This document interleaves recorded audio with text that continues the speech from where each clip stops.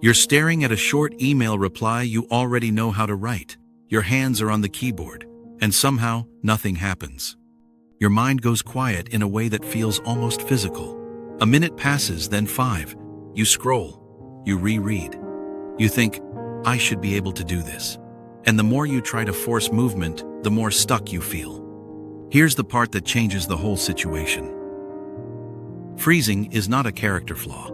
It's your system choosing pause mode under pressure. Even when the pressure isn't actually dangerous.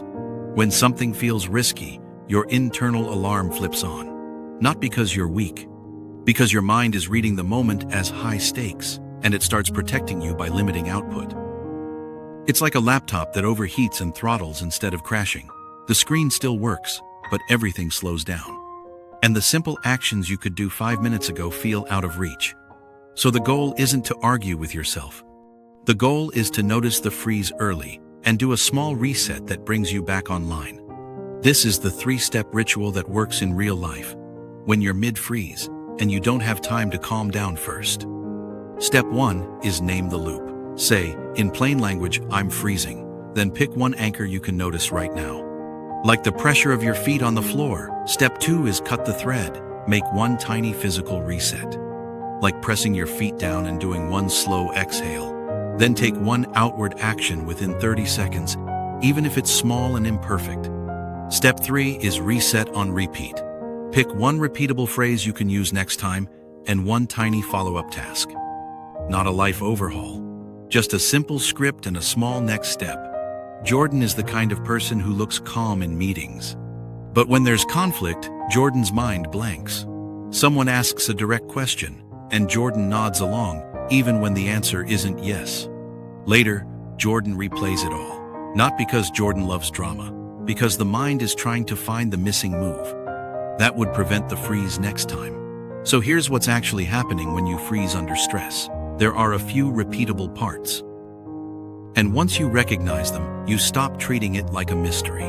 First mechanism. Your system treats normal pressure like danger. A tense email, a manager's tone, a disagreement.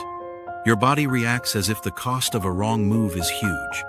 In that state, speed and precision drop, not because you got dumber, because the priority shifts from do the task to don't make it worse. Second mechanism. You lose access to simple words and steps. You know what you mean, but when you try to speak, the sentence doesn't assemble. So you default to silence, stalling, or vague agreement. You buy time, and the room reads it as hesitation, when it's really a pause response. Third mechanism. You confuse freezing with not caring. You think, if I cared, I'd act. Or if I were competent, I wouldn't blank. That adds shame, and shame turns the next moment into a bigger threat. Now it's not just the email or the meeting. It's also your identity on the line. Fourth mechanism. Avoidance gives immediate relief, which trains the loop. You don't send the email. You don't ask the question. You don't correct the misunderstanding. Your body feels better for a moment, and your mind quietly learns, freezing worked. Next time, it pulls the same lever faster. Jordan notices this most on Monday mornings. There's one message from a coworker that needs a clear response. Jordan opens it, feels the tight pause, then jumps to easier tasks and tells themselves they're being productive. By lunchtime, there's a low-grade dread humming. Jordan isn't lazy. Jordan is in neutral while the engine is revving. Now, the most common mistakes that keep the freeze loop strong aren't complicated. They're just understandable reactions that backfire. First mistake, forcing a big push. You try to power through with just do it. You write a perfect reply, you rehearse a perfect sentence, you make it huge. Then your system crashes or burns out, and the mind files the whole situation under dangerous, which makes freezing more likely next time. Second mistake, replaying the moment for hours. You run the conversation back like security footage. You search for the perfect explanation, the perfect reason, the perfect future response. But replay doesn't teach your body safety. It just keeps the alarm turned on. And it keeps you stuck in analysis while the bracing stays in place. Third mistake, over-apologizing or over-agreeing to escape tension. You nod, you soften everything. You say totally when you mean not exactly. It ends the pressure fast. Then later, you feel cornered by your own yes. Resentment shows up, and now the next conversation feels even higher stakes. So what do you do in the moment when you feel the blankness start? You don't need a deep talk with yourself. You need a small sequence. That gets you moving again. This is where the 3 cognitive micro-tools come in. They're small on purpose. They work because they fit inside pressure. Micro-tool 1 is the floor press. When you notice the freeze, press both feet into the floor. Not hard, just enough to feel contact. Then do 1 slow exhale. Not a breathing routine. Just 1 out-breath that's slightly longer than the in-breath. This does one thing. It tells your system, we're here in a room with a floor. Micro-tool 2 is the 1-sentence stall. When your words vanish, say, give me a second, or let me think for a moment. Then look at one object and silently describe it in your head. A mug, a corner of the table, a light switch. Just a few plain details. This works because it gives your mind a simple track to run on. Not perfect thinking, just enough stability to get the next sentence out. Micro-tool 3 is the clarifying question. When you feel the urge to people-please, pause before answering. Then ask one clarifying question instead of giving an immediate yes. Something like, when do you need that by? Is less than #0. 3 is greater than, or what does done look like? Or is this the top priority right now? The question buys time without disappearing. It keeps you engaged without surrendering. And it often lowers the pressure in the other person too. Now fold these into the earlier 3-step ritual so it's usable under stress. Name the loop means you label it fast. I'm freezing. No story attached. Cut the thread means you do 1 physical reset and 1 outward action. Floor press, 1 slow exhale, then 1 move. Send the simplest reply. Ask the clarifying question. Say, I need a second. Reset on repeat means you decide your default script. Before the next trigger, not 10 scripts, 1. The same phrase every time until it becomes automatic. Here's what this looks like with a task freeze. You're avoiding starting something because it feels loaded. Your mind says, not yet. And you drift to easier stuff. Name the loop. I'm freezing. Cut the thread.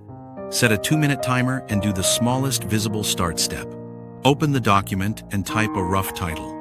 Put 3 messy words on the page. That's it. Reset on repeat, the next time you notice the drift. The script is 2 minutes, then reassess. Not finish it, just start it. Here's what it looks like in a conversation freeze. Someone asks for your opinion and your mind goes blank. You feel your face tighten. And you want to smile and agree. Name the loop, I'm freezing, cut the thread, floor press and 1 slow exhale. Then 1 sentence stall. Give me a second. Reset on repeat. Your default follow-up is a clarifying question. What's the decision we're making right now? You're back in the room without forcing confidence. Jordan tries this in a meeting that usually triggers the nodding reflex. A manager asks, can you take this on? Jordan feels the familiar blank pause. Jordan presses feet into the floor and exhales once, then says, let me think for a moment. And instead of yes, Jordan asks, what's the deadline? And what would I need to pause to make room? Jordan leaves with a clear next step instead of a quiet resentment. A small note that matters. You might still feel tense while you do this. The point isn't to wait for calm. Waiting to feel confident keeps you trapped. Because real life rarely offers a fully calm moment before action. So the only workable target is small movement while still tense. And once you get 1 clean repetition, your brain updates faster than you expect. Not through insight, through experience that says, I can move in this state. In the final stretch, keep it simple. When you freeze, don't negotiate with the fog. Label it, reset your body 1 notch, then take the smallest outward action you can defend. If you replay later, don't replay for explanations, replay for 1 repair. What's the 1 phrase I'll use next time, and what's the smallest follow-up task? If you notice you're about to over-agree, don't correct yourself with a speech. Ask 1 clarifying question. It changes the tempo without creating conflict. Freezing is often your system trying to prevent a mistake, but it prevents movement instead. So you stop treating the freeze like a moral failure and start treating it like a short state change. The moment you can say, "I'm freezing," the spell is already weaker. The moment your feet press into the floor, you're already back in contact. The moment you take one outward action, the loop stops teaching itself. Most days, the difference isn't courage. It's a tiny sequence you can repeat without thinking, and the repetition is what makes it available when you need it. Freezing is a pause response that often shows up under ordinary pressure.